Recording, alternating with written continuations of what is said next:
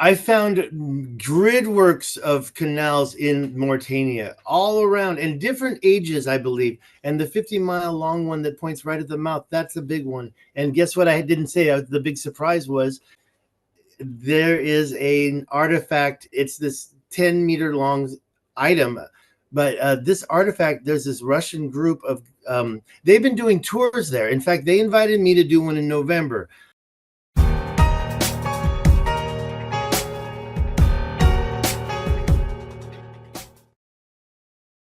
And good afternoon, everyone. Guess who's back? David Stig Hansen. He is taking his fourth trip to the Eye of Africa, the Richet Structure. Second time right now, he's in Cadiz in Spain. And that's a jump off point to get to the next leg to get down to Africa. He's going to tell us about it. Now, in the previous couple of videos on his trips, I kept trying to highlight it because for me, I'm super fascinated by this archaeology and this terraforming and so many things that are put in the floods, the flood patterns over, washing over Africa. So he's going to go to a couple different areas this time outside the actual eye, and then he can explain it to you, sort of where the ocean basin would have been. And there's some, it looked like sculpted mined rock. David, appreciate it. I heard those bells in the background there. It sounded like ringing bells. And, I've been to Europe a few times. And what's going on with the bells back there? I sent you a picture of the cathedral outside. The cathedral is right up there, and there's two bells, and they go off like during the day 4 times an hour, and at night, at midnight, it's like the final bell. You've earned it, dude. You've been punching at this thing forever and ever, and you never stop. So that's the thing about success. He's been grinding for years on this thing, and just the never-ending quest. He does not stop. He's like his energizer. Ancient archaeology, just go, will not stop until the next question is answered. And then after that, he finds 10 more questions and keeps going. And that's just like a success point for anybody. Things are going crazy. Yeah. First of all, there was the 50-mile long canal that points right at the mouth of the Richat Structure. And I've discovered that live on air on my channel. And by the way, please check out my website, David Stig Hansen. It's spelled my name, put the letters together. .com, of course. That's got a GoFundMe link, and I'd really appreciate it if someone bought me a cup of coffee. I just sent you pictures of the star fort I just visited here in Cadiz. Yeah, beautiful. Right at sunset too. And I was thinking, bells going off, sunset on the waterfront. It's got all the hallmarks of like, you're at a stepping off point to the next part of your journey. It's been an exciting day. First of all, oh man, when you get here, see that cathedral, and I just sent you some pictures. I don't know if you can see on your phone. Maybe you could put it in later. Shot we got with the sunset of the cathedral that's right here, but we were far away, and the whole coast. And out in front of the cathedral right now, we got a big crowd of people. You can hear them. You can hear them shouting and screaming. But I want to remind everybody that Cadiz was mentioned by Plato. And so it brings a real world connection to the story of Atlantis. And it's incredible because I found some new things, and there's a lot of new things like that 50-mile canal. Remember, there's something new about it. But now, because I'm talking about the Plato, I want to say I recently did a little chat GPT and found out that, first of all, people in the 1500s knew about Antarctica. I have a bunch of maps from before then, and they knew that they believed. Let's say it's their myth, but what their myth said proves about where Atlantis was. And I'll tell you how. Never get left out in the cold. There is never a reason to ever let you or your family suffer. Instafire and Civilization Cycle are on a mission to make fire starting and off-grid living easy for everyone. You shouldn't have to be a mountain man to strike a flame and make a fire anytime, anywhere.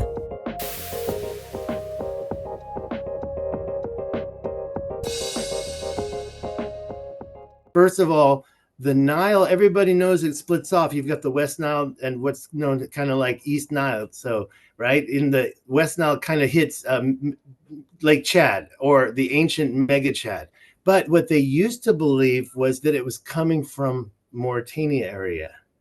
Stig, if I might interject, perhaps it was 6,000 years ago when the mega lakes were full. Perhaps it was. And there's a third thing on the map that I've just recently been showcased. Plato said that Atlantis was beyond the Pillars of Hercules. But what they failed to say is that the twin of Atlas received the lot of land across from Cadiz. Nobody mentions that. They always deflect and they forget to say that. People are hiding this story. It's a real story. Interesting. So that means that Morocco belonged to the twin of Atlas, if I didn't make that clear. Could I interject? Yeah, I understand that. So imagine if it was connected and those two pillars were ripped apart by some sort of magnetic 0 point and the earth spun in a different direction, which many a legend talked about. And, you know, could it be earth ripping? And then if the whole Atlantic Ocean flowed into that previous mining area basin that would have been empty, that could have been part of at least regional great flooding. You know, I'm just curious. There's so many ways to take this, and there's a lot to talk about on that. Are they almost like twins, like literally twins? Like it would almost be the mountain was ripped and then split. I want to be honest with you. They are kind of offset. I could be more specific, but let me just keep it simple. The cliff is what's consistent. The cliff that if you look at over on the Rock of Gibraltar and over on the edge of Morocco, it looks like it could meet. It looks like it can meet. Now, if you're talking about the two pillars, those are mountains. I visited both of them. So Mount Moses is a little offset. So anyways, but the Tamanrasset Paleo River, we might as well rename it to the Atlantis River because it was flowing from the Atlas Mountains. And and other mountains too. But the point is, maybe a long time ago, it really did come across the Sahara. And why? Because there was ancient water management going on. There was ancient megalithic terraforming going on. I've demonstrated it over and over again. And the Richet structure, while I don't know if the circles themselves, I don't think that they were really created by human men. But who did do all this stuff before that I found in North America even? But definitely there was some advanced technology going on, and I can show you again and again and again. But I myself going back into the Ghana Kingdom and the Aksum Kingdom, and there were quite a few others along West Africa. There was an entire network of rivers that stretched from West Africa all the way over to the Red Sea. And if you look back so I want to do some math with you. The Great Lakes that we consider the giant Great Lakes in America, all of those together would be less than what you're talking about, the Great Lakes Sudan. If you were going to, and I looked at all the size of the African mega lakes and the amount of square kilometers of all the mega lakes at their maximum height, that's insane how big it was. And the interconnected waterways on bodies so large, so vast, that was an interconnected network along trade routes by river and canal from East to West Africa for a couple of thousand years. I found grid works of canals in Mauritania all around and different ages, I believe. And the 50-mile long one that points right at the mouth, that's a big one. And guess what I didn't say? The big surprise was there is an artifact in there. I did a video 24 minutes long. If you don't want to wait to see the artifact, go straight to the middle of the video. It's this 10-meter long item. But this artifact, there's this Russian group of, they've been doing tours there. In fact, they invited me to do one in November. So what you mentioned about the lines, the parallel lines, I've already shown you on your channel all the ones I found. You get parallel canals, and that's one thing, and it looks unnatural. But when you have cuts that are straight this way and straight that way, the Richet structure, this is why I'm going to what I call the Giant's Quarry. I've got images, and I think you actually took them out of that slideshow, but they're 6 miles long, and they're parallel going over about 3 miles. Now, I think that was the original cuts to start a big, big project. But then later, as time went by, other people came in. I want to go there. There's this one kind of ellipse, and I call it the Giant's Quarry because it's a little mound of these ruiniforms. Then there's so many parallel lines in this one alone. So I want to go there and take pictures. Why? Because I've been looking at it for 3 years. Jimmy talked about the castle, and then I went there to the castle. And out of the YouTubers, I was the first one. Then these 3D scanners, they had gotten there just before me, and that material is still out there, but their website's down. Then I went back, the parallel canals as well. The parallel canals are actually at the highest point above the Richet. And in that middle, there's the you can see these same, but there are lines all over Africa. Kalahari canals, you know about that. We've talked about these for 10 years now. And there's some in Namibia, similar to the Kalahari. There's some in Mali around that river. That river is the Niger River, I believe. And now I've found more and more and more. And there's parallel canals next to rivers. And South Africa, that's something really old. And we have plateaus that have been mined. And I found so many canals around the Richat in so many places. And as I said, the now called Atlantis River, or the ancient Tamanrasset Paleo River. And I'll shut up after this for a sec to let you talk. The Piri Reis map shows it. The coastline of that African West Africa is so perfect on the Piri Reis map. And where it belongs, you can see the Tamanrasset going up to into a mountain, and it stops. Then you've got what looks like maybe Mansa Musa or somebody else who looks Arab, not black, and a dog. Then the river starts again, and it goes to this circle. And then it has another little segment, and it goes to another circle. The craziest part is we found another Richet structure. I think I've shown you. There's two of them, and they actually are parallel to the ancient equator that connects Giza to Easter Island. No, again, you'd be talking about actual geophysical movements of the poles versus magnetic. Well, you were the one who talked about ley lines, and that is kind of ley line number 20, right by the Richet, right south of it a little bit. Ley line number 20. And it's not really the same as the Giza Easter Island thing, but that line wasn't really perfect. There were a lot of places that were kind of above or below as far as ancient places. Stig, if I might interject here, that makes perfect sense that canals would be cut at different times. And that's why there's so many intersecting ones, because now I have also been forecasting that an enormous amount of towns, villages, and settlements and small cities near the basin of these previous megalakes are going to be getting flooded out, and have been, because as the rains increase in West Africa and through the Sahel, they followed the water down as it was drying out. And as it was drying out, would they not just continue to carve down in to continue a water channel? Of course they would. So some areas would have dried out that were higher up in elevation, no longer to be used, and they might be considered roads, quote unquote, but they were perhaps dried out waterways.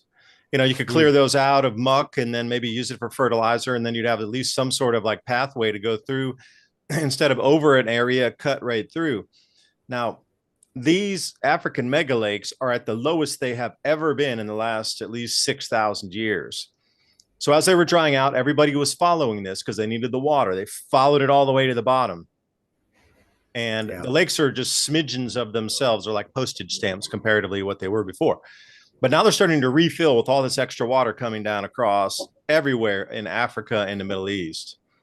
You got places blooming in the middle of the desert. You got grasslands occurring and like sprouting in the middle of the desert. Some of the driest areas in the world are forming lakes between the sand dunes, and grasses are forming now. Yeah. So this whole thing, now when it refills back up, I would be of the very same thought that some of these canals will start to fill again. And as it starts to fill up, some of those water channels will start running, and you'll see like a blue streak or whatever of water going down, refilling the previous old channels. Now I would be highly waiting to see some of that. There's water okay, so there was a good rain last year, a couple of years ago. There's lots of water in the Richat, lots of lakes out there. There's a lot of what used to be the 50-mile long canal has water in it in several places. The Richet structure has water in it. And I might note that water doesn't flow from the Richet structure. You know, the water that's there now is you see I never thought a tsunami washed it over. So the water the salt that you see there just evaporated. There was water there. And I do believe there was a lake on the top. You can see the salt. It gets covered up with sand, so you don't know where that lake was. But the ancient Tamanrasset River flowed right above it. Sorry, going north of the Richet structure is that ancient shoreline. If it would have been an ocean there, or an ocean shoreline, or some sort of megalake shoreline, you can clearly see where there could have been a port, because in today's world, we always look for the largest indentations where you could dock ships. All right. So we're just going to repeat the past and look for areas that could have been a shoreline or a port area. Some of those larger indentations going around there, they must have dropped some stuff overboard, you know. That artifact that they found, the Russians, I haven't visited it, but we got the pictures. That is 10 feet long, and it has been tested. It is iron enriched and has manganese in it. That's what you use to make steel, right? And a 50-mile long canal, which you can clearly see, probably needed some kind of technology like a lock. We have locks on the Panama Canal, and this canal segment that I show, that's the part that shows. The rest, I believe, there was ancient seas, but that canal is one of many, and the others, like the North Shore you just mentioned, the 200-mile North Shore. There's not just what you said, ports. There was also canal inlets that got to the other side, and I can show that. And if you notice that other little circle, you know how there's another little circle near the Richat? Mm-hmm. That's called the Semsiat feature. Don't call it a dome. The Richet structure is not a dome, not a volcanic dome. I don't want to talk about how it was created, and I'm not even going to talk about how it disappeared. I don't want to talk about what I believe is a crater right in the center, bullseye. People get confused. They think I'm talking about the creation of the Richat. So I'm not even talking about that anymore. But what I can say is there's another little circle, and there's little canal inlets. I think that could have been some type of water management structure. Long gone. People say, where's the stuff? Where's the stuff? I think the impact removed it. But oh man, Stig, I'll stop you there. I mean, can you imagine in today's world, all of our buildings, everything would be crushed, gone, overgrown, beneath the sand, beneath the dirt in like less than 300 years. Even like New York City would mostly disappear in under 500 years. Well, look at the cities that are already dilapidated. Yeah, that's what I'm saying. They would not last at all. And that's a managed city where they still cut the weeds and they still cut the trees. Like I have a farm out here in East Tennessee, and we let the back 4 acres go for almost 2 years. Not really. I mean, I bush hogged it a couple times, but the trees were already 12 feet tall. The saplings were 12 foot tall. And that was only after a couple years, like fast growing gum trees and pine trees and thing. You give it another 20, 30, 50 years, those things would be 50 feet tall, you know, and those roots just grind everything. And then dirt can build in on top of that. Your city would literally totally disappear in just a couple hundred years. That would be a forest, and you would not even know there was a city there. You might find some pieces of concrete here and there from maybe an overpass or something like otherwise, and that would be considered megalithic structures, megalithic blocks. You would find nothing else. Now that's give it 3,000 years, 6,000 years. You're not finding a single thing unless it's made of very hard stone. You can classify the findings of all these ancient civilizations pretty well. You get into the nitty gritty with all the charts and all the weather history. I just see stuff on Google Earth. I'm a Google Earther. I have been well before I was a traveler to the Richat. And I found the Richat online 15 years ago. But as Google Earth, I found stuff, or people have shared stuff everywhere, and stuff was going on. That's what I can demonstrate that. I can show you that. My slide collection. I think some of the most important slides that in my collection are those in the Grand Canyon. What I've seen, and you talked about overburden dumping, the top of the plateau seems to be left alone. But where the river makes an escarpment, that's where they go in. Or if they're big time, they just scrape the hell out of the top. I can show you that again and again. The perfect. I don't believe in jointing. I don't believe in that type of geological explanation, that mainstream explanation. Also, volcanic dikes, the walls, the ridges. I'm sorry, and I don't want to get too. You can even cut this out if you want. Yeah, no, I could see where it would stretch for, I'll say a couple miles, but that same volcanic dike going for 45 miles perfectly straight. There's a little bending in terms of like what can be. Perhaps the one area was volcanic dike, but the rest of it, because imagine riding on top of that. Okay, so the formation was there, and if you come in with some sort of like advanced technology, would you not build off of what was already there? Of course you would. Like the man-made structures part that were talked about in Atlantis around the rings were probably there already as a natural formation, and then they were just sculpted or something like we would do also. If there's already a pre-existing structure there, we usually add on, we put some bricks on the side, some stones, we add into it. And like, if 2 walls are already done for you, why would you build them? You just kind of build 2 more walls yourself. It's the same thing, but I cannot believe, and I'll agree with you too. Now, a lot of people might go, oh, you don't know anything. You're not a qualified geologist. Or okay, I'm not. And that's where it's a logical fallacy to attack somebody's person. That's an ad hominem instead of attacking the question itself. Right, but 45-mile run of straight like volcanic dike basalt rock going, I mean, in as straight as an arrow line. You got to ask a question regionally. Okay, where there was an extrusion there where the volcano was. I get it. That's definitely something there. Geologic form runs like a couple dozen miles. That just doesn't make sense for me there. Check out my Pie Town, New Mexico research. Check out what I found in Willow Creek up in Colorado, right at the Continental Divide. These ridges were actually sculpting the watershed. They were actually controlling water management, ancient water management. I believe it now. I can't unsee it. Now, what that would lead with is another question then. Okay, so the history of mankind we've been given is Homo sapiens sapiens, about 400,000 years old, approximately. But then if you go back to, and I like to go further, if we go back over into Asia and we take a look at some of the Chinese myths, the Indian Vedas, the Indian mythologies, they talk about us as humans in one form or another being here for 23 million years. So that's a lot of leeway in terms of technology development, cataclysm, collapses, back and forth, up and down, you know, I mean, okay, so there's a lot of validity to multiple cultures across multiple continents saying that our human history is like millions of years older than Lucy and all these things sitting out there in the African. So Randall Carlson says that people were quarrying outcrops 1.5 million years ago. Where did that come from? Who are these people? And then you've got, of course, the fact that there were different things happening at different times all over the world. Hunter-gatherers still exist today, right? Eye of Africa, you know, the Richet Structure, super famous, visible from space. Now, if you're going to the northeast, probably like 2 o'clock position of coming off of the Richet Structure. Now, you're heading about, 100 miles up to the coastline where those carved areas are inside the rock. Is that your new destination outside the Eye of Africa? They're called ruiniforms because they look like ancient ruins, but they're not. They're natural. It's very funny how they play games like that. And so the ruiniforms, just like Utah in what's it called? Below Moab, what's that called? The Canyonlands. Those are also would be ruiniforms. Those are highly sus to me. And in my opinion, I just want to touch them. I want to photograph them up close, hopefully get a drone shot or get a high shot, but not so high. I mean, I can get Google Earth, but I want to know how high these are and what they look like up close. I think they're totally degraded. I'm not going to be able to see cut marks. They've been outside for millions of years, I think. You said 23 million. I believe that's a viable number, but let's just be a little bit more down to earth and say 1 or 2 million. That's still going to, you're exposed to the, I think that the Sahara Desert is kind of evidence of maybe a cataclysm, but maybe a project that totally annihilated it. They didn't care about, they didn't care about the fact that it would turn it into a desert. They just wanted those minerals. You can see it everywhere you go in the Sahara. People don't know.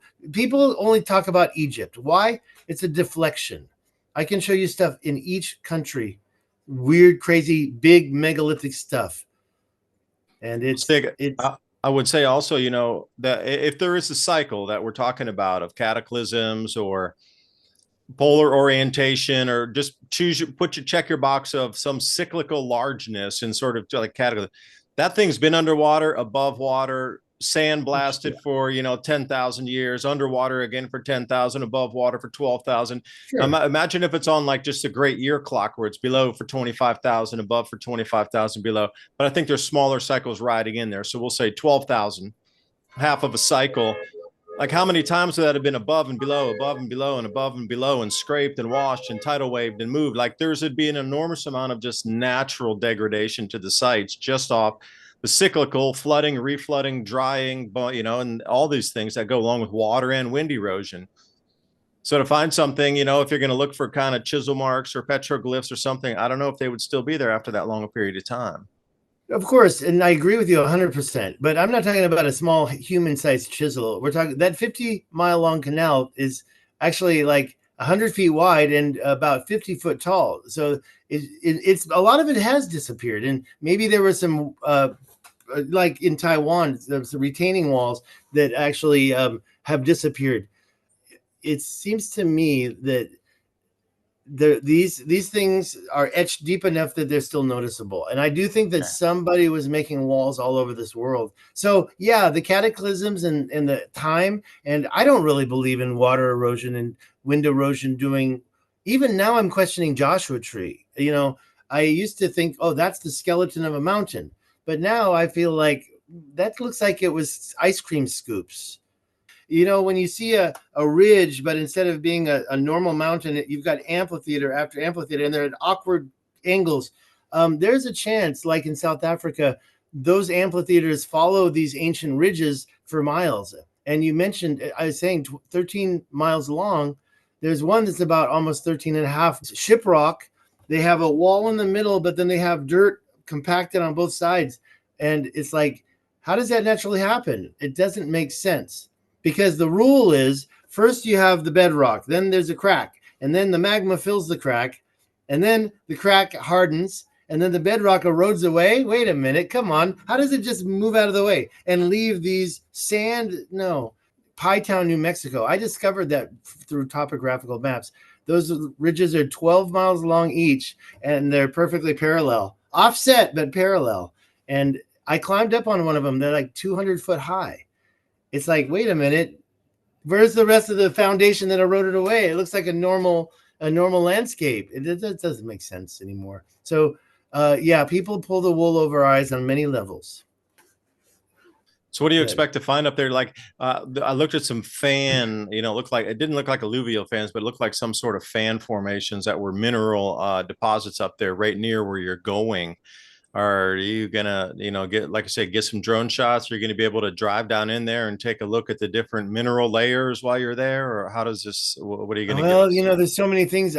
When you mentioned the alluvial fans, that's what's inside that impact crater. And I do want to try to find impact proxies in there, but there's so much area to cover. And I want to visit certain things.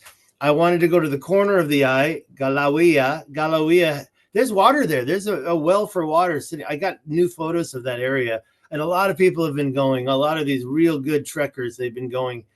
I'm not the only person who's gone to the Richet Structure. There's lots of European 4x4s, campers. There's Itchy Boots. She drives a motorcycle. She got a great shot of the Richet Structure. So I got the satellite phone working, and I promised anybody who donates to my GoFundMe that I'd call them from the center of the Richet. Are you ready to take that call, David? Yes. It's a satellite phone. I'm going to text your phone. And that's just one thing. And I've got mosquito killer, because the mosquitoes are the largest I've ever seen over there in Mauritania.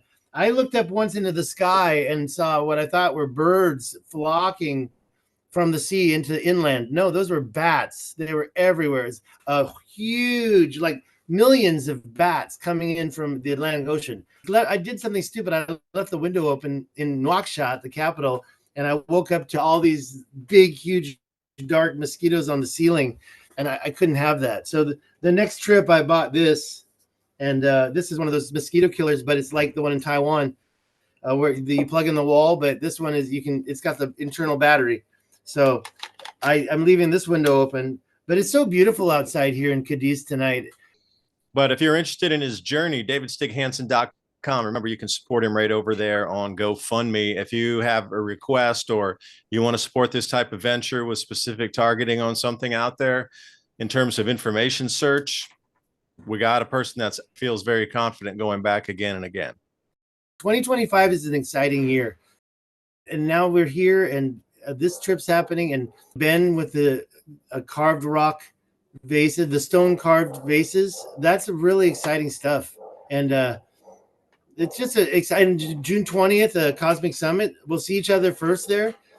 We need more people coming out here. Check out the Richet Structure on the ground. Check it out on Google Earth. I think that's more important. You know, people ignore what's so open around us. And I appreciate everybody watching. Thank you for your valuable time. And as more discoveries come, David and I will bring them to you right here on the channel. Dave, anything last to sign out with? That's it.